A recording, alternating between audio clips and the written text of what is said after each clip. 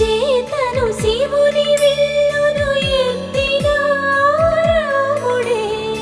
ఎత్తగలడా సీత జడను తాళి కట్టే వేళలో రామ చక్కని సీతకి